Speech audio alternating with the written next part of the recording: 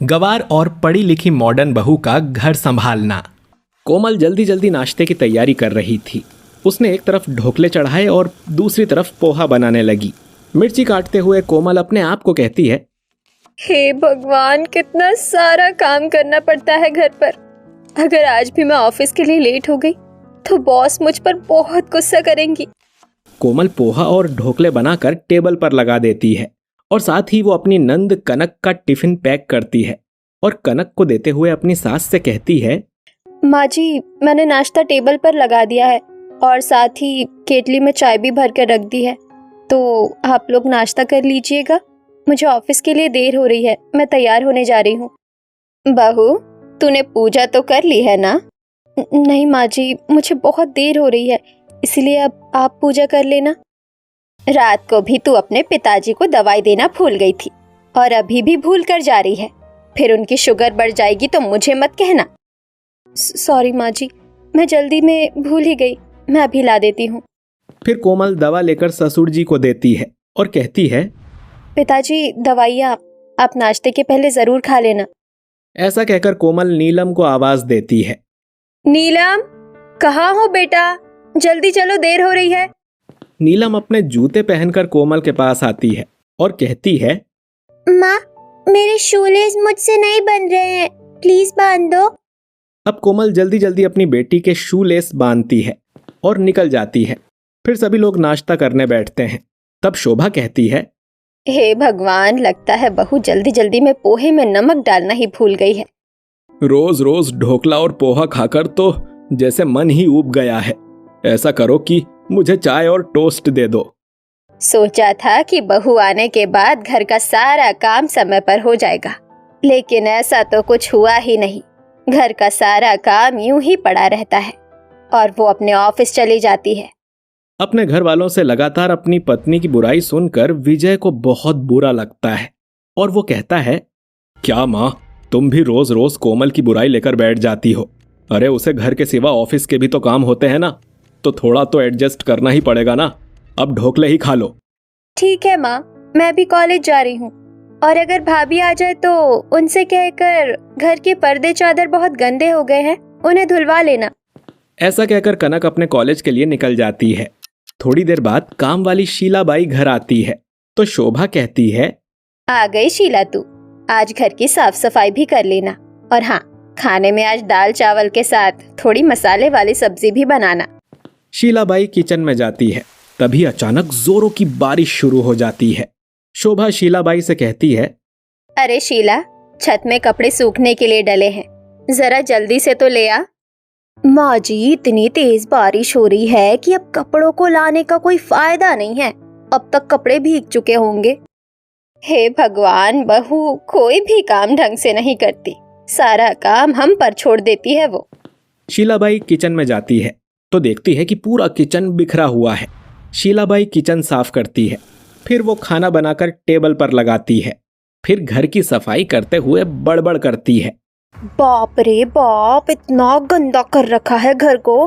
भाभी ना कोई भी काम ढंग से नहीं करती और घर का सारा मुझ पर ही छोड़ देती है।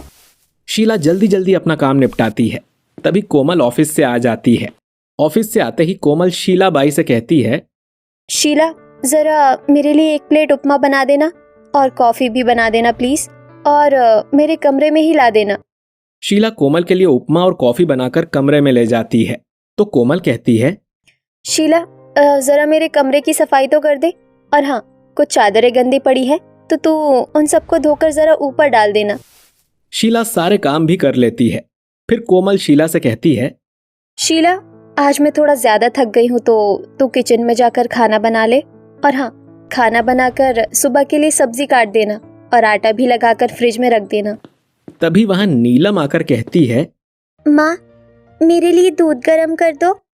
बेटा, शीलाबाई किचन में काम करने जा ही रही है तो वो तेरे लिए गर्म कर देगी। भाभी, मैं चली कपड़े धोने, दूध आप खुद ही गर्म कर लो। शीलाबाई मशीन में धोने के लिए कपड़े डालती है और बड़बड़ाती हुई कहती है, कोमल भाभी खुद तो कुछ करती नहीं है, उन्होंने अपना सारा काम मुझ पर ही डाल दिया है। इतना सारा काम, सुबह से शाम तक काम ही खत्म नहीं होता। शीला सारा काम खत्म करने के बाद शोभा के पास आती है और कहती है, माँ जी, बहू रानी ने जितना काम बताया था मैंने सारा काम कर दिया। चादरें धोकर रख दी है, ऊपर नहीं डाला है।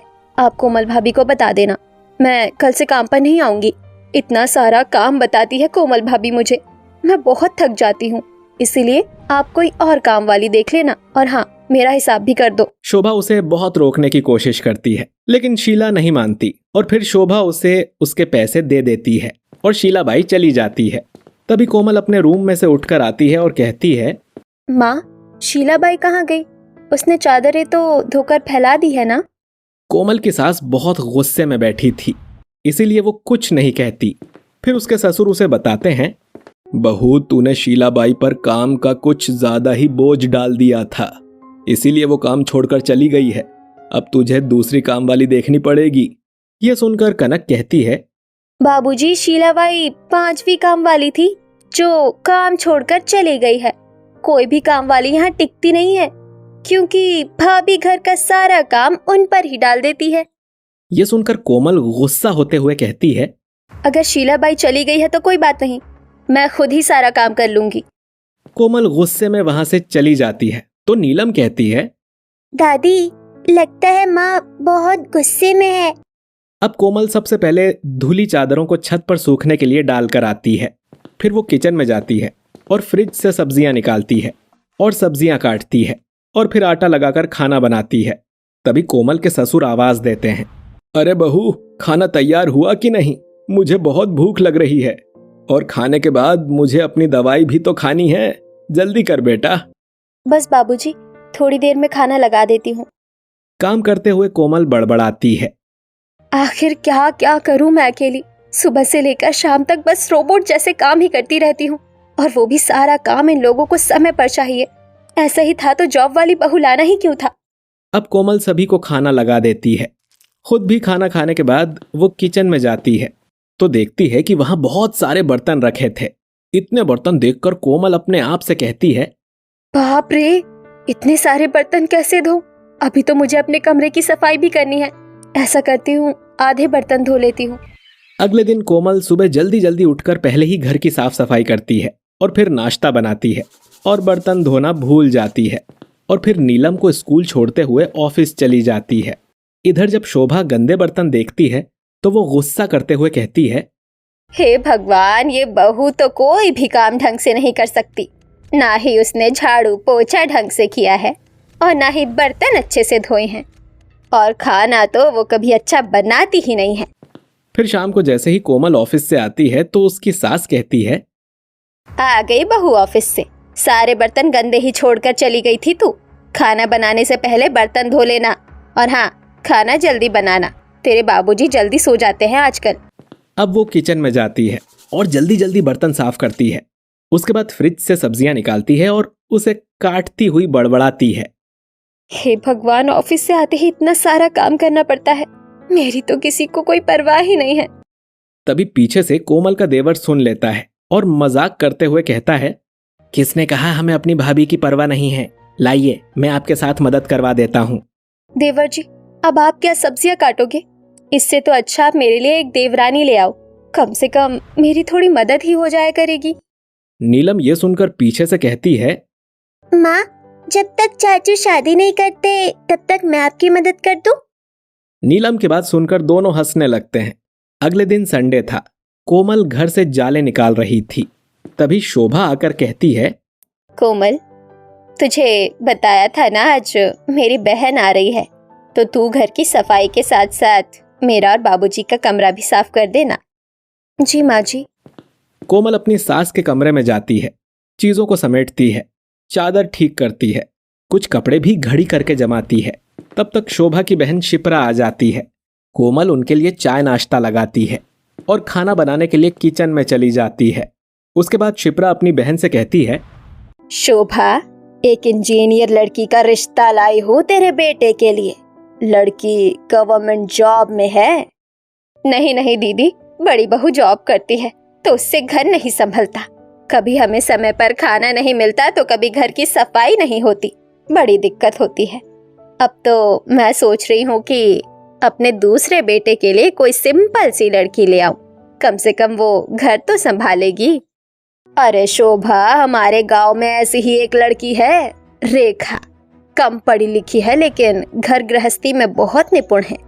तू कहे तो मैं बात चलाऊं? हाँ हाँ दीदी, आप आज ही घर जाकर उस लड़की की बात चलाना। अगले दिन सभी लोग लड़की देखने के लिए जाते हैं और जल्दी ही रेखा और राजेश का रिश्ता पक्का हो जाता है। कुछ ही दिन में रेखा बहू बनकर शोभा के घर आ जाती है। अगले ही दिन रेखा की पहली रसोई थी, तो रेखा सबसे पहले नहा धोकर पूजा करती है और फिर किचन में जाकर खाना बनाने लगती है। तब शोभा कोमल से कहती है, देख, ये होती है घर की बहू। सबसे पहले नहा धोकर उसने पूजा की, फिर किचन में गई और एक तू है, कभी पूजा करती है तो कभी पूजा ही नहीं करती।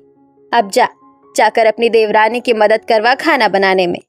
कोमल किचन में जाती है तो देखती है कि रेखा ने खाना बनाने की सारी तैयारी कर ली थी। कोमल रेखा से कहती है, रेखा, लाओ, मैं खाना बनाने में तुम्हारी मदद करवा दूं। नहीं नहीं भाभी, खाना तो मैं अकेले ही बना लूंगी। आप तो बस बाहर की साफ सफाई देख लीजिए। कोमल अपने मन में सोचती है, चलो अच्छा ही है, कम से कम खाना बनाने से तो मुझे छुट्टी मिली। कोमल किचन से बाहर आती है और साफ सफाई करने की बजाय अपने कमरे में जाकर आराम करने लगती है। कोमल ने शादी के लिए कुछ दिनों की छुट्टियां ले रखी थीं, इसीलिए उसे ऑफिस भी नहीं जाना था। थोड़ी देर बाद कनक कोमल से आकर कहती है, भाभी, छोटी भाभी ने खाना लगा दिया है, माँ खाना खाने के लिए बुला रही है, चलो। फिर कोमल खाने की टेबल पर आती है और सभी के साथ खाना खाने लगती है। तभी बाबूजी कहते हैं, अरे वाह बहू, तुमने तो आज बहुत जल्दी खाना बनाया है और ये खाना भी बहुत ही स्वादिष्ट बना है बेटा। देखा बड़ी बहू, छोटी बहू ने आते ही घर संभाल लिया है, सारा खाना भी बनाकर लगा दिया और किचन की साफ सफाई भी कर दी। और एक तू है, सारा कुछ बिखरा छोड़कर ही चली जाती है। तभी नीलम खाना खाते हुए कहती है, चाची, आपने तो बहुत टेस्टी खाना बनाया है, कल से आप ही मेरा टिफिन बनाना। हाँ भाभी, और मेरा भी। हाँ हाँ, मैं आप सबका टिफिन बना दिया करूंगी और नाश्ता भी समय पर दे दिया करूंगी। फिर सभी लोगों के खाना खाने के बाद रेखा अपने सास ससुर को दवाई लाकर देती है और कहती है, माँ, बाबूजी, आप दोनों अपनी दवाई खा लीजिए, आपकी दवाई का समय हो गया है। मैंने पूरे घर की सफाई भी कर ली है और अब सिर्फ कोमल भाभी का रूम बचा है। चलिए भाभी, आपकी कमरे की भी सफाई कर लेते हैं। अब कोमल रेखा के साथ अपने कमरे में जाती है और दोनों मिलकर साथ में कपड़े घड़ी करते हैं और फिर कोमल लैपटॉप की साफ सफाई करते हुए कहती है, तुम्हारे आने से घर में काफी सारी चीज आसान हो गई है। मुझे ऑफिस जाना रहता है तो मैं घर इतने अच्छे से संभाल नहीं पाती।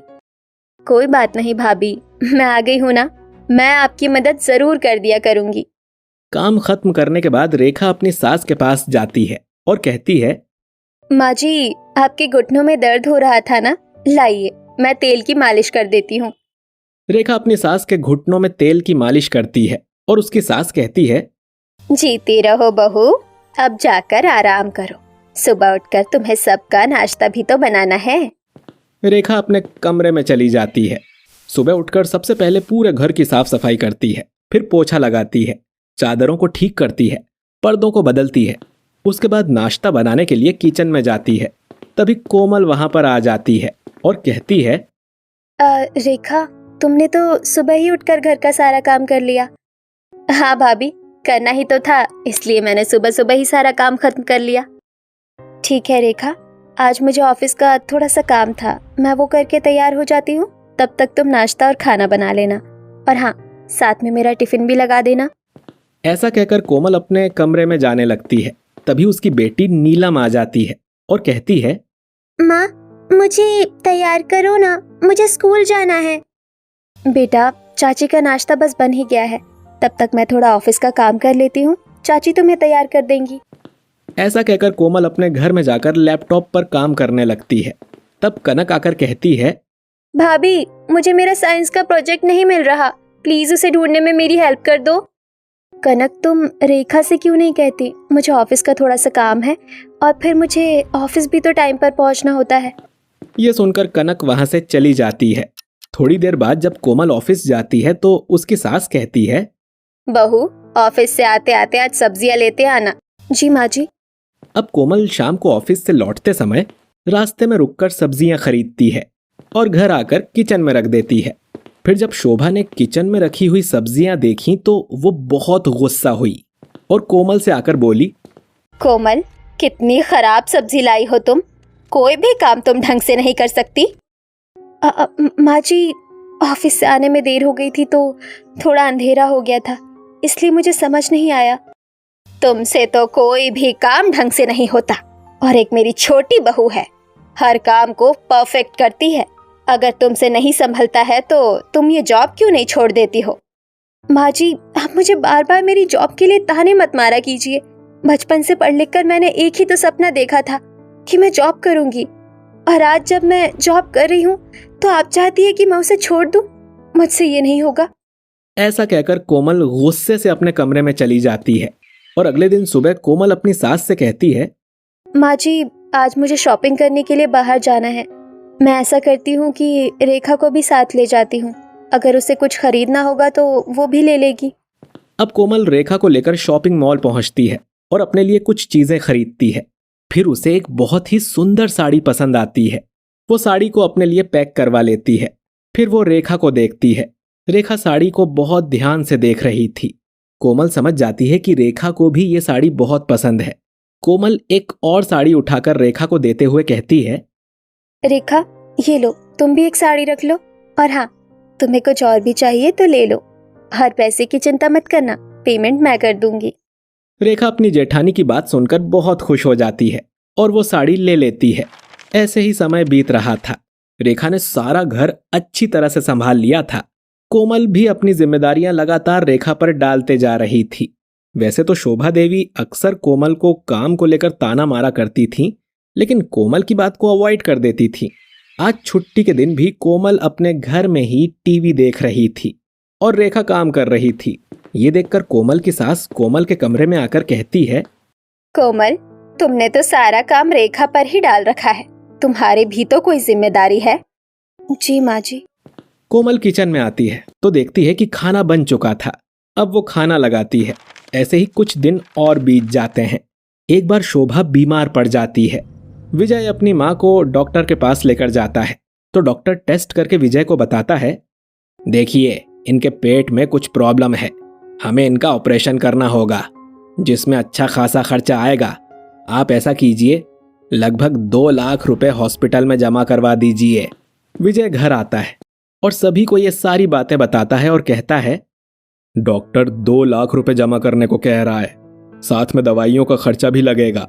आप लोगों को तो पता ही है कि मैंने अपने नए प्रोजेक्ट पर सारे पैसे लगा दिए हैं। मेरे पास पैसे नहीं हैं। भैया, मेरी तो छोटी सी ही नौकरी है और पिछले दिनों शादी के साथ साथ घर के बाकी खर्चे भी मैंने ही देखे हैं, तो मेरे पास तो पैसे बचे ही नहीं। ये सुनकर घर के सभी लोग बहुत दुखी हो जाते हैं। तब शोभा कहती है, आप लोगों को मेरे लिए इतना परेशान होने की जरूरत नहीं है। जिनके पास पैसे नहीं होते उनका इलाज सरकारी अस्पताल में होता है। आप लोग मुझे भी सरकारी अस्पताल में भर्ती करवा दीजिए। शोभा की बात सुनकर कोमल कहती है, नहीं माँ जी, हमारे होते हुए भला आपका इलाज सरकारी अस्पताल में क्यों होगा? सुनिए, आप माँ जी को एडमिट करा दीजिए। मेरे पास 2 लाख रुपए पड़े ही होंगे। मैं कल ही ऑफिस से आते आते अकाउंट से पैसे निकालकर अस्पताल में जमा करवा दूंगी, और बाकी के खर्चों की चिंता मत कीजिए। इतना तो मैं कमा ही लेती हूँ कि अपनी सास का इलाज करवा सकूं। ये सुनकर सभी लोग बहुत खुश हो जाते हैं। रेखा कहती है, दीदी, आज आपने जो किया वो हम में से कोई नहीं कर सका।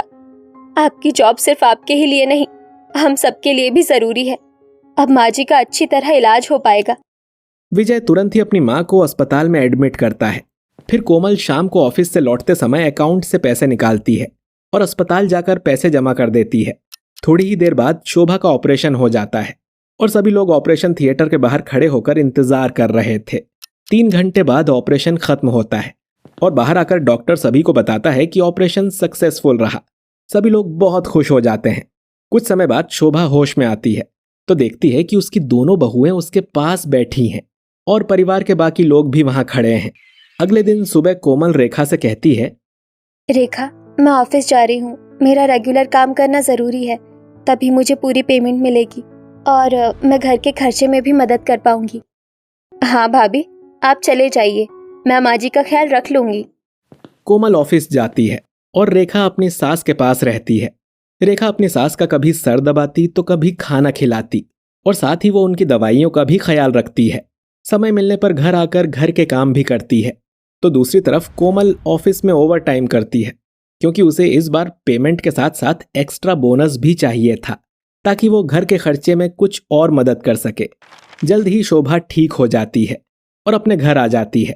तभी कोमल कहती है, माँ जी, मैंने पूरे महीने ओवर टाइम किया है और मुझे पेमेंट के साथ बोनस भी मिली है, इसीलिए मैं आपकी दवाइयों के साथ साथ घर के खर्चे में भी मदद कर पाऊंगी। तभी रेखा सूप बनाकर लाती है और कहती है, माँ जी, ये लीजिए गर्मा गर्म सूप, आपको अच्छा लगेगा ये पीकर। ये सब देखकर शोभा कहती है, मेरी दोनों बहुएं बहुत अच्छी है। कोमल, मुझे हमेशा लगता था कि मेरी बड़ी बहू जॉब करती है, इसीलिए वो घर नहीं संभालती, लेकिन मैं ये भूल गई थी कि जॉब करने से पैसे आते हैं और पैसे समय आने पर काम आते हैं। आखिर ऑफिस में भी तो काम करना काम ही होता है। मुझे माफ कर दो कोमल बहू। और रेखा बहू, तुम अगर जॉब नहीं करती तो मुझे घर में योगदान है। तुम घर संभाल लेती हो, तुम हमारा ख्याल रख लेती हो। मेरी दोनों बहुएं मेरे लिए अनमोल रतन है और कोई किसी से कम नहीं है। ये सुनकर कोमल और रेखा बहुत खुश हो जाती हैं। फिर कोमल रेखा से कहती है, रेखा, तुम घर में रहती हो और इतना सब कुछ संभालती हो, इसलिए मैं थोड़ी आलसी हो गई थी, लेकिन अब मैं तुमसे वादा करती हूँ कि मुझे जब भी समय मिलेगा मैं तुम्हारे साथ घर के कामों में भी मदद करवाऊंगी। दोनों बहुओं की बात सुनकर घर के सभी लोग खुश हो जाते हैं और इस तरह शोभा देवी अपनी दोनों बहुओं के साथ मिलजुल कर खुशी खुशी रहने लगती है।